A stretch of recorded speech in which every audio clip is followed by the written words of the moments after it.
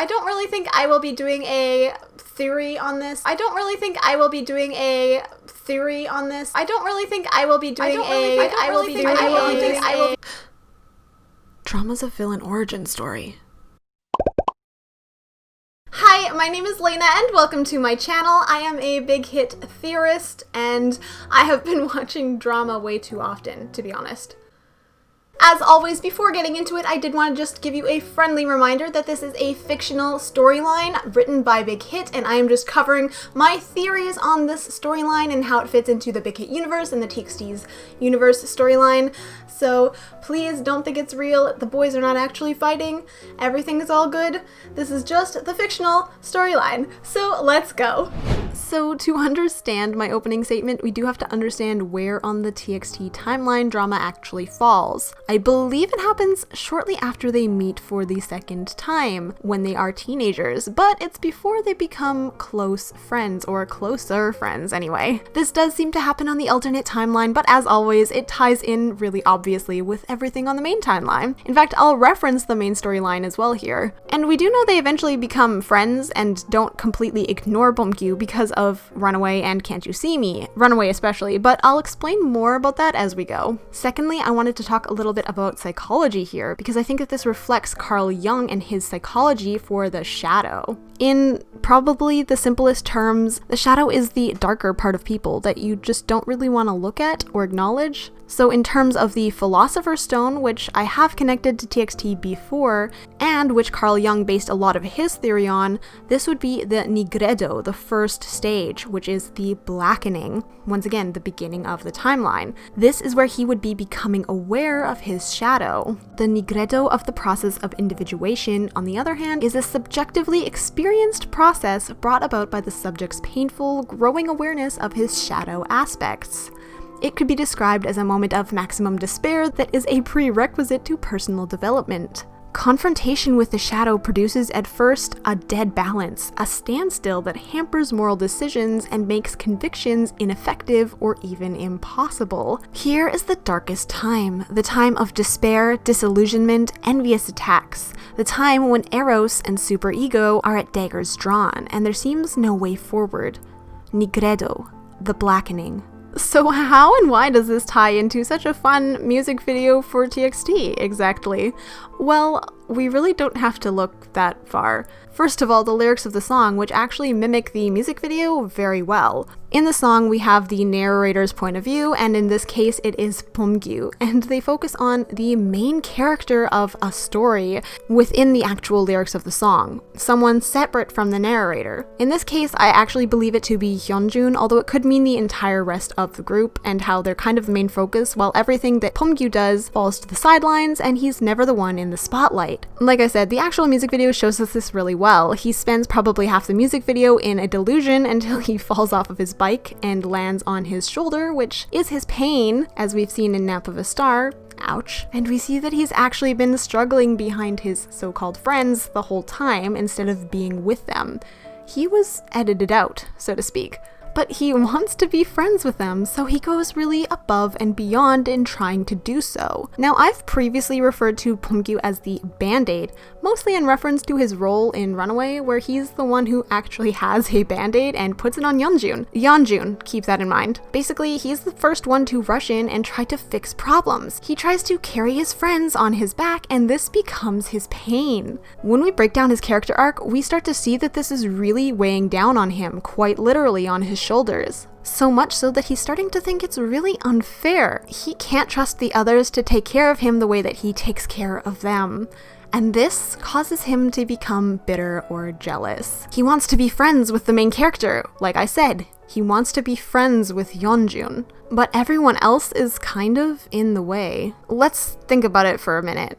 If he theoretically, after drama, decided to confront some of his friends, what order would he do it in? Well, I think we've seen it a little bit. In Can't You See Me, we see him attacking Taehyun. I do think that Taehyun was the person he went after first, and he was often shown being quite close to Taehyun, so I do think that that makes sense to me, especially because we see Taehyun interact with Yeonjun in Runaway. After this, Taehyun gets more distant from the friend group. In Eternally, he's sort of filming Subin as if he's suspicious of him, maybe waiting for him to make a mistake. I think it's likely that he either is causing Subin to somehow feel distant, or that Subin is just feeling distant on his own, and BEOMGYU is finding a way to maybe capitalize on that and separate him from Yeonjun even further. And again, in his future vision in Eternally, we see him fighting someone who I actually think is probably Hyuning Kai. And it makes sense that Kai would be the one he confronts last. Yeonjun considers Kai to be his savior, as we see in the lyrics of Crown and told in the Nap of a Star music video. And Kai is probably the one who's closest to Yeonjun. So it makes sense he's trying to distance them from the friend group. After all, in Eternally, Taeyeon's already sitting far away from the rest of the group. So after he fights Kai and gets this book, would that mean that BEOMGYU and Yeonjun are the closest? No, I don't think so. I mean, would Yeonjun not notice that his friends are fighting? I don't think that would be the case at all. In fact, he would probably feel a bit guilty if he knew that that was the case. In one way or another, it could never end well if this is what it follows, because it would only lead to a bad ending, especially if BEOMGYU realizes that what he wanted all along was attention. He wants to be the main character, so if he takes out all of his friends on the way to Yeonjun, the next step would be taking out Yeonjun, which we know is a recurring bad ending.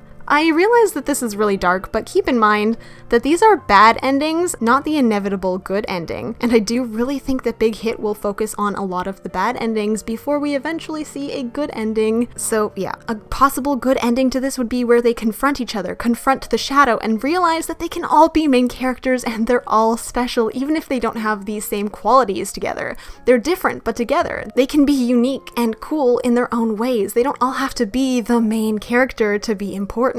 I do think that the good ending will have all of them confronting the problems that they have, their pains, and basically coming to terms with them. And this music video really just highlights that for me, that we're gonna see BEOMGYU become an antagonist in one of the bad endings for the story, but not all hope is lost, because like I said, this is just part one, confronting the shadow, the nigredo, the blackening stage, the darkest point before we turn into something else. There are also a couple things I wanted to mention because a lot of people were tagging me and stuff and wanted me to share. So first of all, there's a huge comparison to Nevalera by G-Friend, and if you watch the music video, you'll see it has very similar themes, with Una kind of being the one left out, except at the end she actually does have a friend, kind of unlike BEOMGYU, but it does kind of put it all in a more positive note, so that's nice.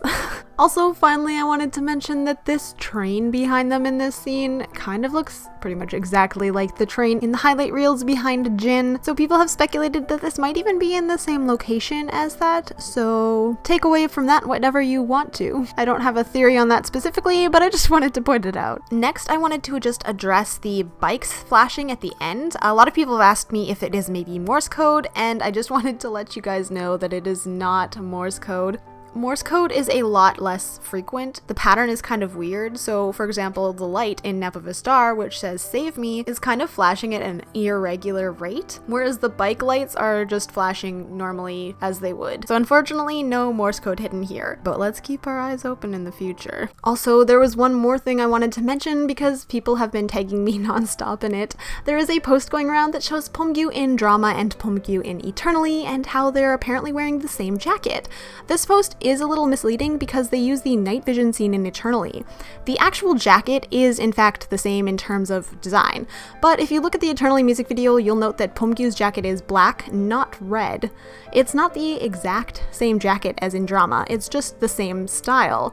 This could indicate that maybe it's a different timeline, or maybe BEOMGYU just really likes the jacket and owns different colors, but let me know what you think about that, because I do find it interesting that they decided to style him in the same jacket, even if the colors are different. And of course, like I said, we know that it's in a different timeline. It's on the alternate timeline, because it's not marked with the TU logo. So maybe this is just a fun little Easter egg for us.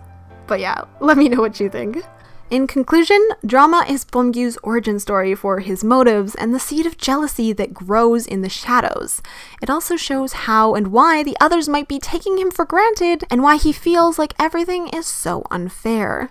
But what do you think? Do you think that BEOMGYU is going to be the antagonist? Do you think that this is his origin story? And what do you think about how it fits into the TXT universe? Anyways, thank you guys so much for watching. I hope that you enjoyed this video. If you did, please give it a thumbs up and hit subscribe and click the bell so that you are notified every single time that I post a video. I also wanted to mention that I do now have a Patreon, so if you are interested in that, click the link below. Of course, that is completely optional, not necessary in the slightest. None of my theories are going to be locked behind a paywall or anything like that. It's just fun, extra content, so I will leave the link in the description below. Speaking of below, all of my social media are also down there, so if you want to follow me on Twitter or on Instagram or on Twitch, they will all be in the description below. As it is, thank you guys so much for watching. Stay sunny, everyone. Bye!